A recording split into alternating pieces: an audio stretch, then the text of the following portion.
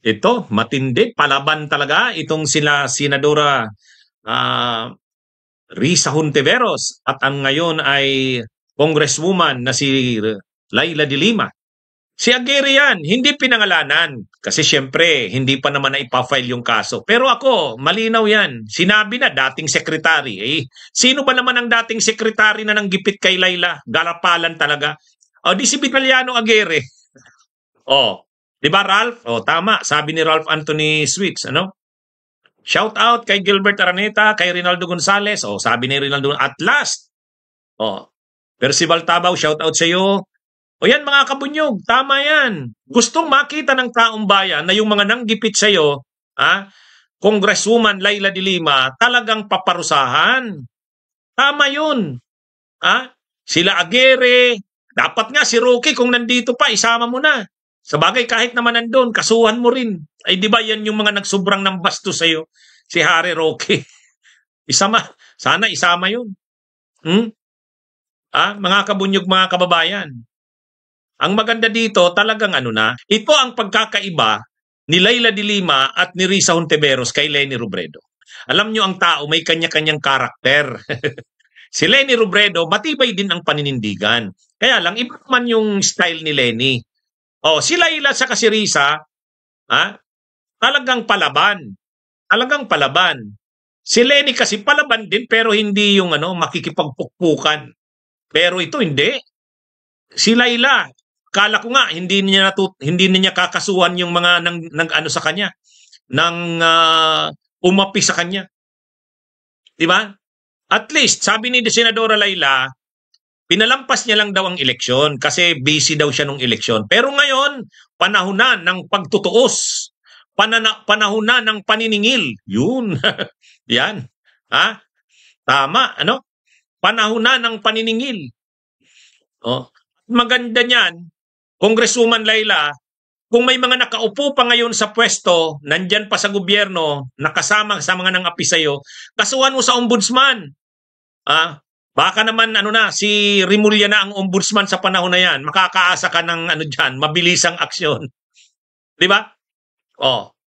Kaya tama yan kay Senadora Laila, ay kay Congresswoman. Nalilito naman ako kay Senadora Laila.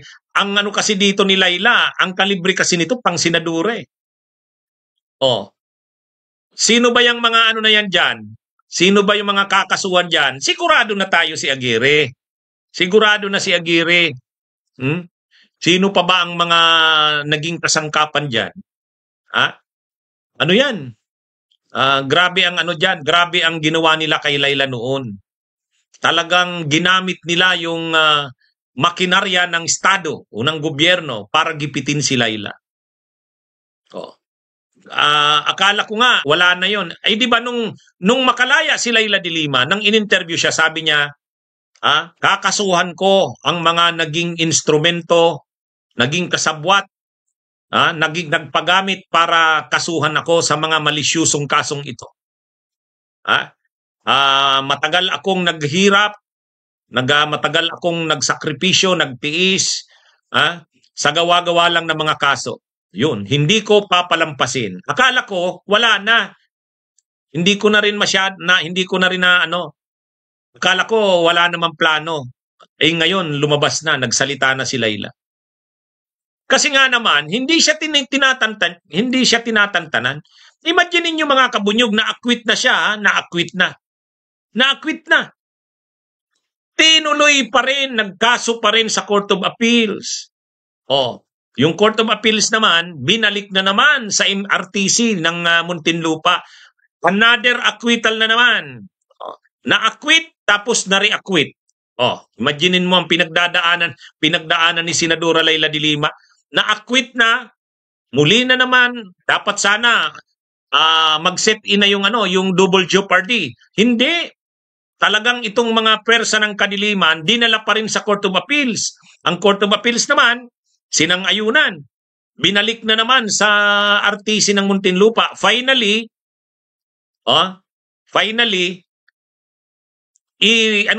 re-acquit na naman siya. Re-acquit. Kasi pangalawang acquittal na doon sa RTC ng Muntinlupa. Pero ngayon, hindi na mapapalampas ni Senadora Laila. Kakasuhan niya na.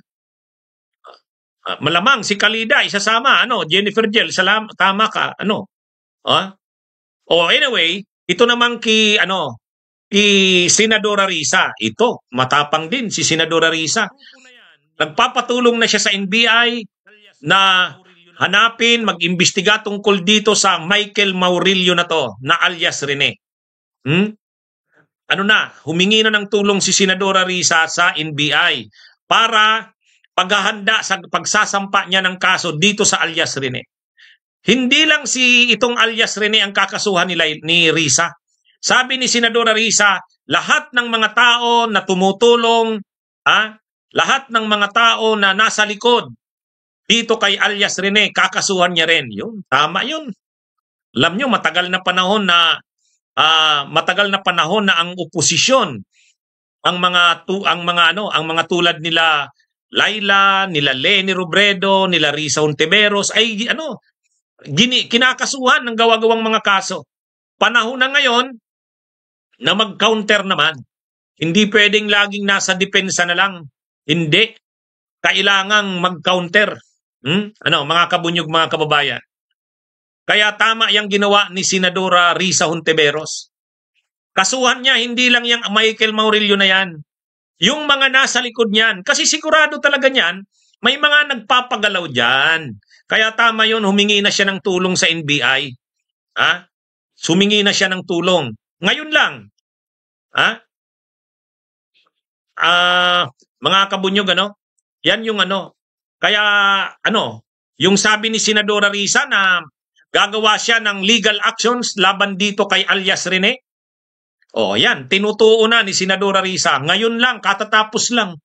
Pumunta na sa NBI si Senadora Risa, humingi ng tulong para imbestigahan pa ito. Kasi naniniwala si Senadora Risa, orchestrated ito. Isang coordinated na plano ito. May mga tao sa likod ni Michael Maurilio. Hindi naman yan ganyan kalakas loob na kung wala. At saka makikita nyo ngayon, lahat ng mga pwersa ng Duterte gumagalaw para i-demolish si Senadora Risa. Kaya tama lang yan. Para mapigil yung mga panlilinlang na yan, yung mga yung mga fake news na yan, disinformation na yan, ng kampo nitong Michael Maurilio alias Rene, tama yung ginawa ni Senadora Risa. Mag-counter. Mag-counter. Kasi hindi pwedeng lagi na lang nasa pagdepensa eh. Kailangang mag-kontra-opensiba. Yun. Counter-offensive. Kasi itong mga marami pa yung gagawin kay Laila de Lima, kay Risa kung hindi. Kasi si Risa ang pinakapalaban sa Senado. Ay pagdating dyan sa impeachment ni Sara, si Risa ang namumuno dyan.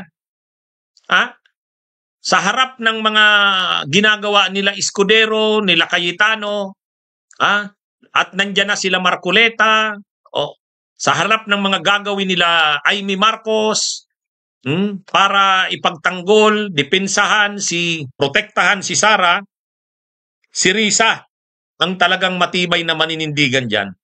Kaya gusto nilang patahimikin si Risa Hontiveros. At si Risa Hontiveros ang pwedeng panlaban ng oposisyon. Kung wala din lang naman magiging kandidato ang kampo ni Marcos sa pagka-presidente, si Risa Hontiveros, pwede yan. Ang kalidad niyan, pwedeng panlaban yan. Lalo na kung si Leni ay hindi tatakbo, si Risa Hontiveros, isa yan sa pwedeng ikonsidera. Kaya nga ngayon pa lang, gusto na siyang durugin. Gusto na siyang i-demolish sa dalawang kadahilanan. Una, siya ang nangunguna sa sa impeachment laban kay Sara. Pangalawa, siya ang posibleng makalaban ni Sara sa 2028. Galing sa oposisyon kung hindi tatakbo si Leni. Kaya kumbaga ngayon pa lang, mayroon ng demolition job kay Risa. Kay si Risa naman, hindi yan tulad ni Leni Robredo na si Leni sobrang mabait. Si Leni Robredo mabait. Sinisiraan na noon kung ano-ano nang ginagawa. Ano pa rin? ano pa rin si Leni? Hindi pa rin nagkakaso noon si Leni Robredo. Masyadong mabait si Leni. Ibahin nila si Risa Hontiveros. Ibahin nila. Kaya lang, asahan din natin na yung mga kampo na yan, yung grupo na yan, yung mga nasa likod na yan, nitong alias Michael Maurilio na to, ay alias Rene, ano yan, marami pa yung gagawin laban kay Senadora Risa. Kaya, ano ito, kailangan din ni Senadora Risa ng suporta. Kaya nga ako, nakita nyo, nakailang beses na akong nag-live tungkol dito. Pinagtatanggol ko si Senadora Risa dyan. Ito mga kabunyog, mga kababayan.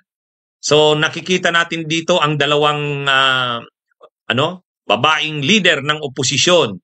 Senadora Risa, Congresswoman Laila, palaban talaga Kakasuhan na ni Laila, sina Aguirre, kakasuhan ni Risa ang mga nasa likod ni alias Rene. Kaya sa mga darating na araw, hindi nyo na makikita sila Risa at saka si Laila na parang lagi na lang sinisiraan. Hindi na nila papayagan yan. Namamayagpag kasi ang mga pwersa ng kadiliman. Ang kampo ng mga Duterte, ano yan? Namamayagpag. Pero hindi pwedeng ganyan. Kasi, kumbaga, mayroon na ngang mga matitinong mga senadora tulad ni Risa. Tapos hahayaan pa nating mangyari yan. Tama si Jackson Gab, sabi niya, we support Senadora Risa. Imagine niyo mga kabunyog, iilan na nga lang ang matinong senadora o senador. Sino ba ang nag-imbestiga kay Senior Aguila? Si Senadora Risa yan. Sino ba ang nag-imbestiga sa illegal na pugo? Si Senadora Risa yan. Sino ba ang nag-imbestiga sa mga krimen ni Kibuloy? Si Senadora Risa yan. Sino ang nag-imbestiga kay Duterte sa EG case? Si Senadora Risa yan. Mayroon bang nakagawang ganyan? Wala. Tapos ngayon, sisiraan nila? Di ba? Anong gusto natin? Yung mga komite de silensyo, yan ang mangibabaw. Mga tulad ni Lito Lapid. Mga tulad ni Padilla na walang ginawa, magsuklay ng bigote, kumain habang nagsisesyon. I move. Ito na nga yung senadora na matino. Yung mga hindi kayang labanan, linalabanan niya. Yung hindi nagagawa ng iba, ginagawa niya. Tapos ngayon, sisiraan nila ng ganyan. Wala. Ito? Kailangan ng suporta ng mga tulad ni Senadora Risa at Congresswoman Laila. Kaya ito, nagiging palaban na rin sila. Gusto nilang panagutin yung mga masasamang pwersa sa lipunan. Suportahan din natin sila. Salamat Francisco Aquino sa pag-send ng donation . Ano ito mga kabunyog? Ano ito? Kailangan ni Senadora Risa ang suporta natin. Kapag hindi natin siya sinuportahan, hinahayaan natin ang mga senador na matatapang, ang mga senador na naninindigan para sa bayan, ang mga senador na hindi natatakot, hinahayaan natin silang siraan. Wag. Ano ito mga kabunyog, mga kababayan?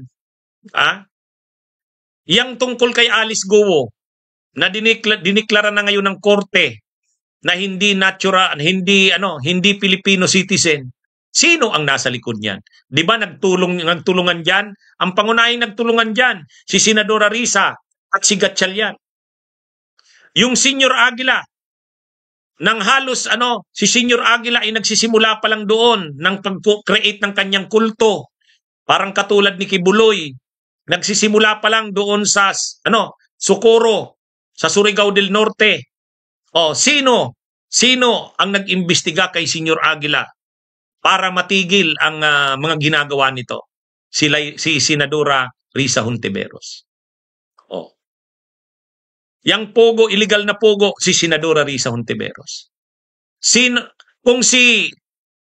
Yung kay Kibuloy, walang naglalakas loob mag-imbestiga kay Kibuloy kasi yung mga senador, takot sila kay Kibuloy.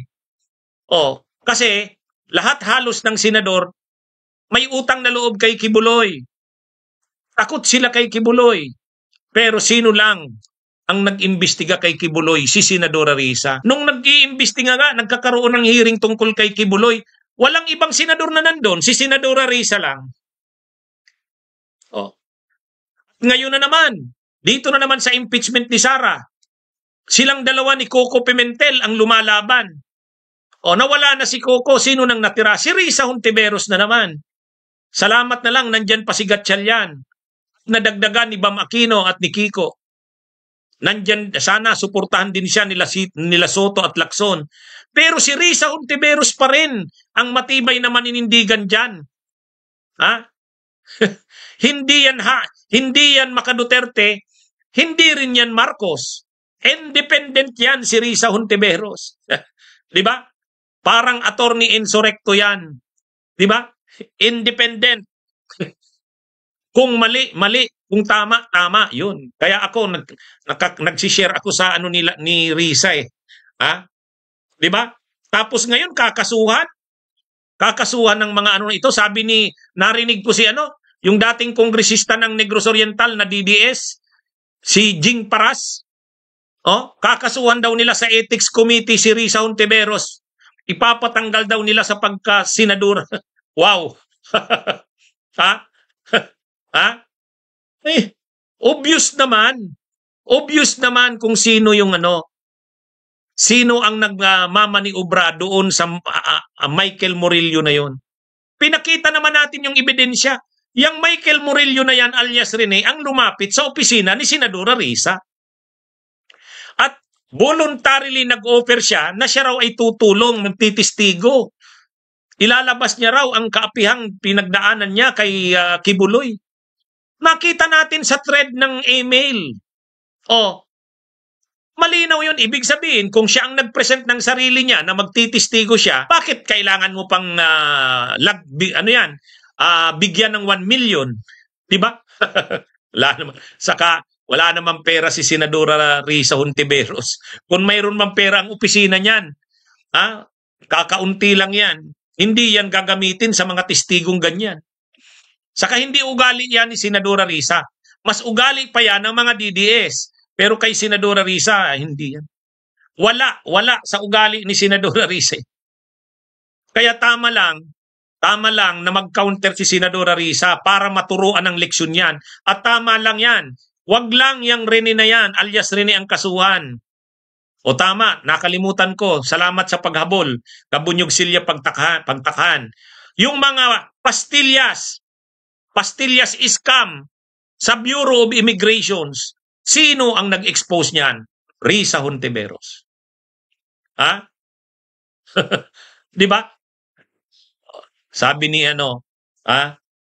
Kaya ito mga kabunyog, mga kababayan? Kailangan niya ng suporta natin. Tayo, kung sino yung naninindigan sa tama at para sa katotohanan, suportahan natin. Katulad din na ang mga pwersa ng kadiliman at kasamaan, nagkakaisa sila ngayon para i-demolish si Risa Hontiveros. Ganyan sila ngayon katindi. Napapanood nyo naman yata ang mga vlogs ng mga DDS at saka mga supporters nila.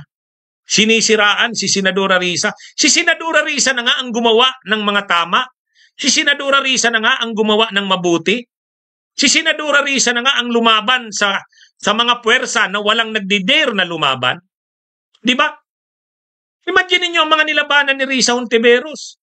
Kibuloy, Duterte, illegal na Pogo, Senior Aguila.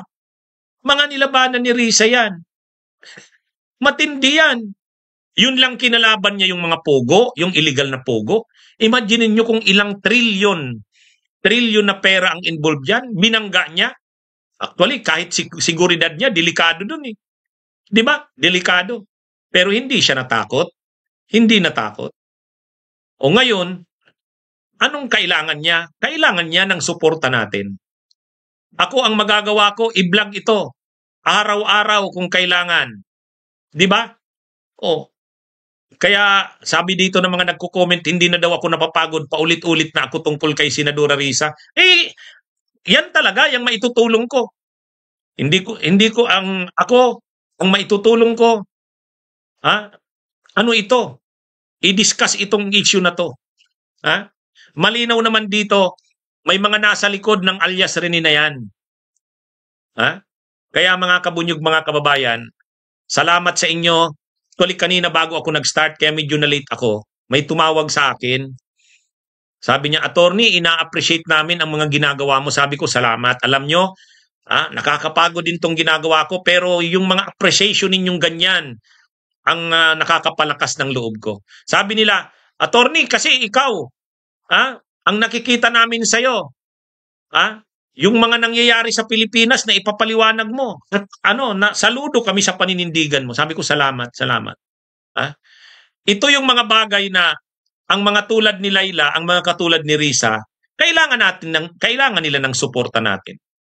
Kailangan nila ng suporta natin. Katulad din na yung mga naninira sa kanila, sinusuportahan din itong Michael Maurilio na to, alias Rene, sinusuportahan din ng mga DDS. Ang daming sumusuporta, sila Roque, sumusuporta sila Attorney Torion. Si dating Congressman Jing Paras ng Negros Oriental, nakita ko, sinusuportahan din. Yung mga DDS vloggers, kinukuyog talaga si Senadora Risa.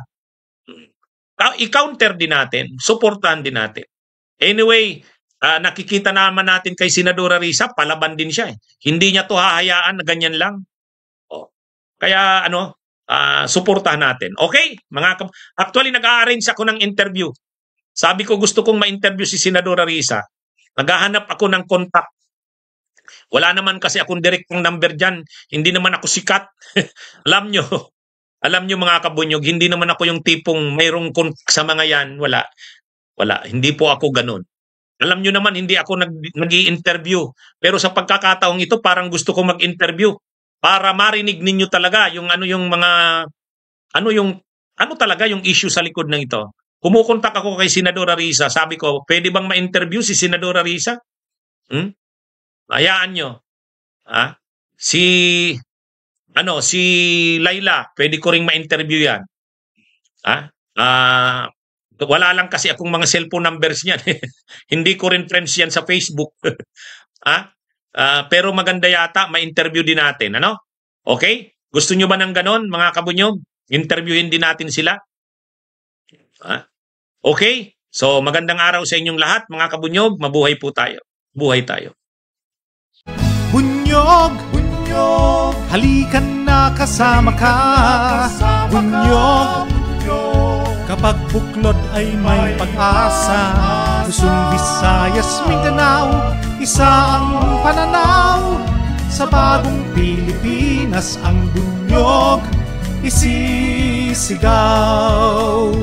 Bunyog.